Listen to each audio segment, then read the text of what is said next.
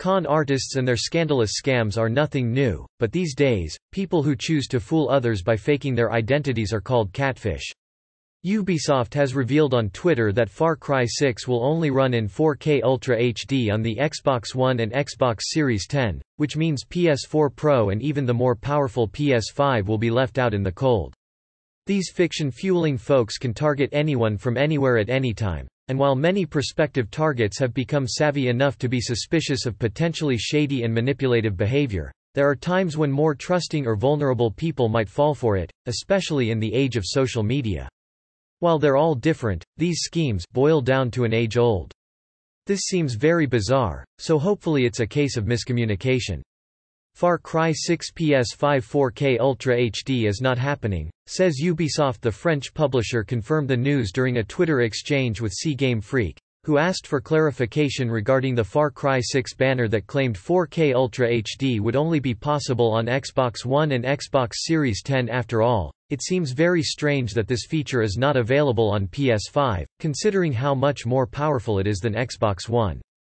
However, unless there's a mistake at Ubisoft HQ, it seems that 4K Ultra HD is indeed not available on Sony's new console. Hey there. As stated on the banner, Far Cry 6 is 4K Ultra HD on Xbox One and Xbox Series X only. Apologies for any inconvenience caused. Ubisoft support at Ubisoft support, July 17, 2020. Far Cry 6 is scheduled for release on February 21 on PS5, PS4, PC, Xbox Series X and Xbox One. Fundamental truth about humanity, which is that we're all looking for affection and attention and love, the host of MTV's hit series Catfish, Nev Schulman, told Build Series in 2017. He went on to explain that we're always vulnerable to some outside force sort of bringing in new energy that might inspire or engage you in a new, exciting way, and that's what a lot of this is about. Sometimes, those who end up becoming the prey of personality-swapping predators are well-known celebrities. That's right. Despite finding success in one of the most competitive and cutthroat industries around and making the kind of moves that earn them both fame and fortune, a number of actors, music icons, sports stars, and well-known figures from television have come up against catfish and got caught up in their net of lies. Let's dive into the celebs who have been catfished in various devious ways.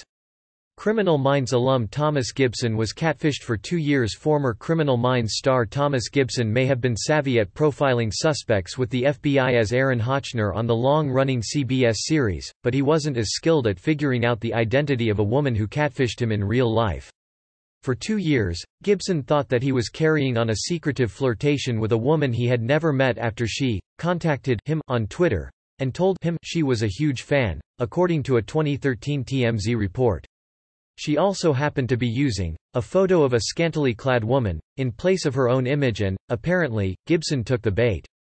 From there, the two exchanged multiple explicit photos and video, which, for her part, were stolen from adult websites. Despite the lengthy success of the scheme, Gibson eventually discovered that the woman wasn't who she was pretending to be, and the actor's lawyers sent her a letter, demanding she cut off contact. In turn, she went public in a way, by sending TMZ what the website deemed might be the most hilariously embarrassing video they've ever seen, which featured Gibson speaking softly in a hot tub. While the cringe-worthy clip had some people wondering if he'd been cheating on his wife, don't worry, the now-divorced pair were already separated. It backed up the scammer's claims about her long-distance dalliance, and let the world know that Gibson had indeed been catfished. Iggy Azalea was catfished by her own mom. Being catfished by a stranger is one thing, but being fooled by a family member surely sparks another level of surprise. And that's exactly what happened to rapper Iggy Azalea when she was catfished by her own mother. While sitting down for an interview with Power 106's The Cruise Show in 2015, Azalea outed her mom, saying, "She's been like catfishing, I know that for sure." The "Go Hard or Go Home" rapper explained that she knew this to be true because she had fallen for her mom's ruse. "There was this one fan on social media, and I was like, ooh, I like this fan's cool, I'm going to add them," Azalea explained. However, that was when her mother let her daughter in on the truth. After the two had been talking to each other back and forth, Azalea said, "Then she texted me and was like, you know I'm Azalean for life," the social media account in question, right? "That's me. Azalea admitted that it was so lame that she had unknowingly become social media friends with her mother and revealed that she was so embarrassed by what happened, and even tried to act like she'd known the entire time that it was her mom behind the fan account. But at least her mother seemed to have sweet intentions when she unintentionally catfished the star, right? NFL star Monty Te'o got in on the lie after getting catfished. Former NFL player Monty Te'o may or may not have been a victim of an elaborate catfishing scheme, but one thing is certain: once he was entangled in the story, he started to participate in the massive lie.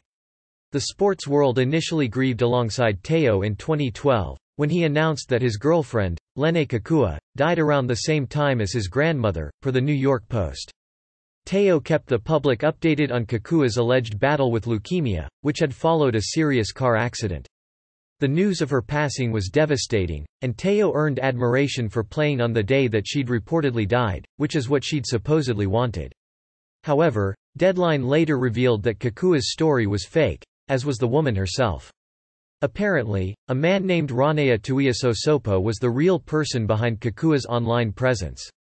While some believe that he acted with Te'o's knowledge, the athlete claimed in a statement via ESPN that he had been the victim of what was apparently someone's sick joke and constant lies, adding that the experience was painful and humiliating.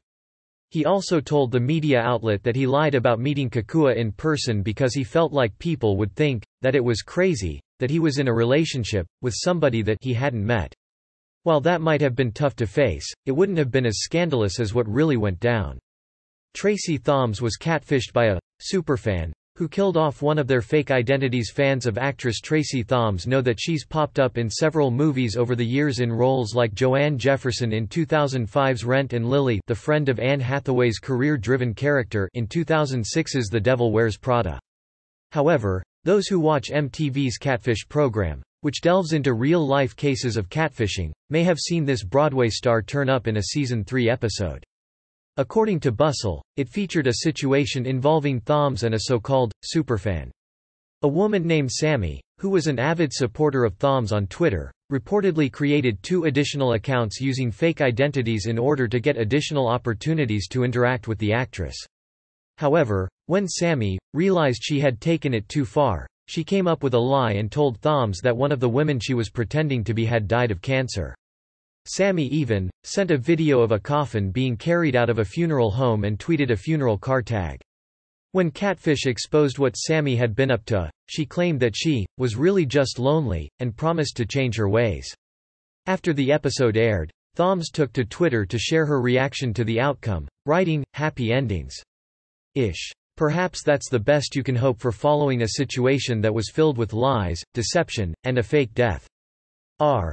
Prophet stayed friends with the person who catfished him. R. Prophet, whose real name is Kenneth Ryan Anthony, was another famous face who appeared on MTV's Catfish in order to get to the bottom of a suspicious situation. The Grammy-nominated rapper popped up on the show back in 2015, and revealed that he had been in an online relationship with a woman he believed was named Trinity, a fellow Louisville, Kentucky resident, with whom he'd obviously clicked, according to Bustle. The shady story started innocently when R. Prophet first started using social media and came across Trinity's profile. The Nappy Roots rapper reached out to her, she responded, and things took off from there. The so-called Trinity even helped R. Prophet get through a rough period of his life, which involved a 2013 lawsuit for alleged police brutality, per TMZ. When the truth came out, however, Trinity turned out to be a woman named Crystal, who was using the photo of an Instagram personality named Jasmine Sanders and had initially created the fake account in order to check in, or spy on her ex-boyfriend's Facebook account. R. Prophet actually took the entire catfishing situation relatively well, and Bustle notes that the two seemed to be friends still when the show's hosts Nev and Max caught up with them at the end of the episode. All's well that ends well, even when it comes to catfishing. Chris Birdman Anderson was catfished by a woman who went to prison when a catfish targeted now former NBA player Chris Birdman Anderson. He wasn't the only victim of the scheme, which ended with the catfish in question serving time behind bars.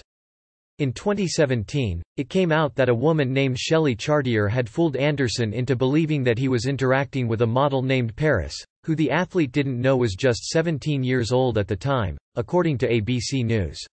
Chartier also pretended to be the basketball player in order to lure Paris into the scam, and became the invisible person in the middle of their supposed relationship. Things progressed so far that Paris actually flew out to spend a weekend with Anderson while the two still believed they were communicating directly.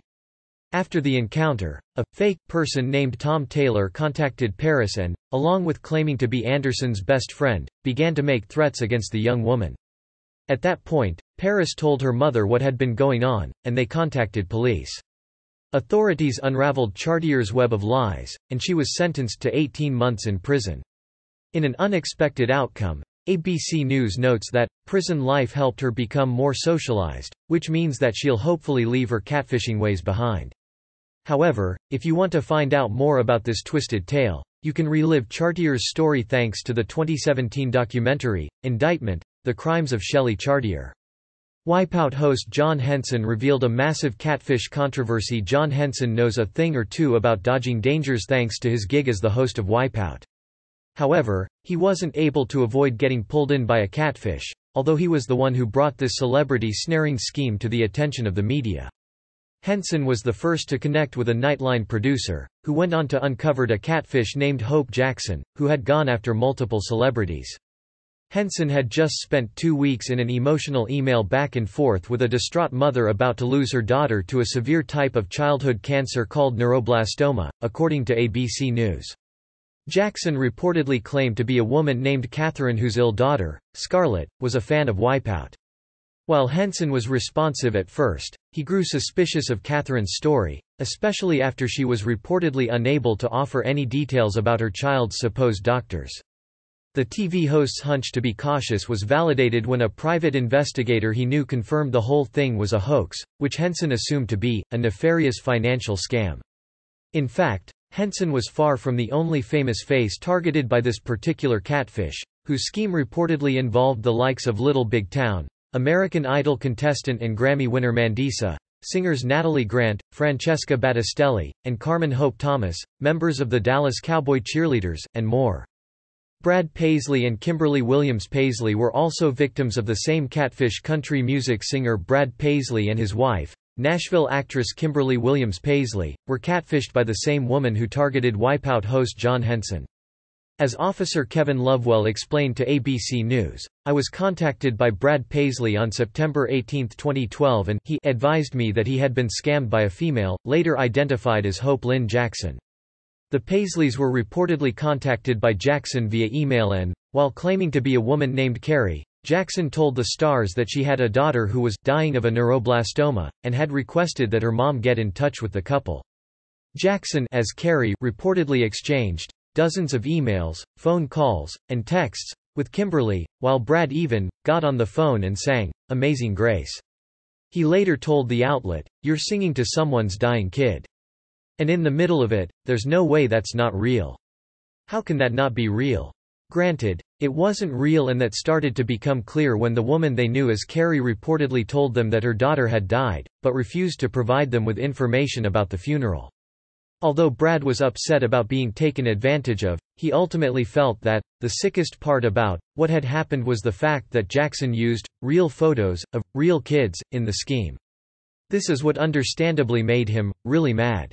Kate Gosselin dedicated an episode of her show to this same catfish. Kate Gosselin was a victim of the same woman who catfished Wipeout host John Henson and celebrity couple Brad Paisley and Kimberly Williams Paisley. Yes, Hope Jackson was a seemingly prolific scammer. However, when she went after the reality TV star, she reportedly altered her scheme slightly. ABC News reports that Gosselin had been involved in conversations with Jackson for months, and was reportedly led to believe that the woman she was communicating with had died. This prompted Gosselin to dedicate an episode of her show at the time, John and Kate Plus 8, to her, which included the message, "In loving memory of Hope," alongside the on-screen credits. The famous figure only became aware of the fact that she had been catfished when she was contacted via email by Nightline producer Sally Hawkins, who revealed the truth about the scheme. "This is the first email in a long time that I read, and realized my jaw had actually dropped and my mouth was hanging open," Gosselin admitted in response. In the end, Jackson claimed in 2013 that she was seeking counseling and taking medication for her issues. Let's hope that's true. Nev Schulman came up with the term catfish because he was famously catfished. Although Nev Schulman wasn't famous when he was first scammed, he certainly is now, and also happens to be the reason we have the term catfish. His story was, in fact, the subject of 2010's Catfish documentary. All the way back in 2007, Schulman was contacted by someone he thought was an 8-year-old girl named Abby. The child had allegedly used one of his photographs as inspiration for her art, and he began interacting with her entire family, including Abby's 19-year-old half-sister, Megan. As time went on, Schulman developed feelings for Megan and for 7 months, believed they were in a relationship. But when Schulman discovered that songs Megan claimed to have written and performed were stolen, he confronted her. "I became infuriated and I called Megan and called her a liar," Schulman told 2020 via ABC News. When the truth came out, it turned out that he was being fooled by the family's mother, Angela. But that's not where this story ends. "After I sort of cooled off, Ariel Schulman, his brother, said to me, 'Don't you want to get to the bottom of this? If nothing else, don't you want to find out what's real here? Who these people are?' That's a question Schulman's been asking for years as the host of his MTV show, which now has many viewers wary of being catfished themselves.